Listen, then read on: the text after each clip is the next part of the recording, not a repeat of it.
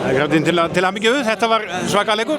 Já, takk fyrir það, þetta var hörkuleikur og við ætlum bara alltaf að hleypa þeim aftur inn í þetta, vorum komnar einhverjum 5 mörkum yfir og þá einhvern veginn á þær alltaf að minnka þetta niður en bara ánægð með að hafa klárað þetta. Já, það var press allan tíman. Já, það var það, þær gáðu ekkert eftir og þær eru bara með hörkulið og ég er ánægð með okkur að hafa haldið út og klárað þetta.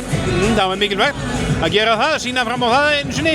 Já, mjög gott fyrir okkur að klára þetta á sigri og já, fara ekki stigalausar úr þessu milliriðli. Ég held að það sé mjög jákvæmt fyrir okkur. Já, eins og segir, enda keppnina á fullu húsi. Já. Og á sigri. Já, klárlega. Já, og svona, það var svona baráttu andi í ykkur alveg frá fyrstu mínútum, maður sá svona skína af ykkur. Já, við vorum alveg búin að ákveða þetta fyrir leika, við myndum gefa bara allt inn á síðasta leik og það kemur ekkert annað til greina heldur en að klára þetta bara svona. Og erfitt að eiga við það hérna, Jörnu Mittún og þær eru býsna öflugar. Já, þær eru ótrúlega góða maður og mann og það er mjög erfitt að eiga við þær.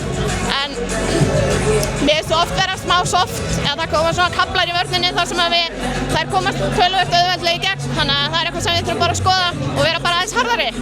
Þið hafa konarnir 1 mark þarna eftir miðjan seinni hálfleik.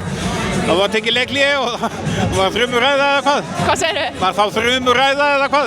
Já, það var aðeins vera bara að hleypa í okkur orku og koma okkur aftur á stað.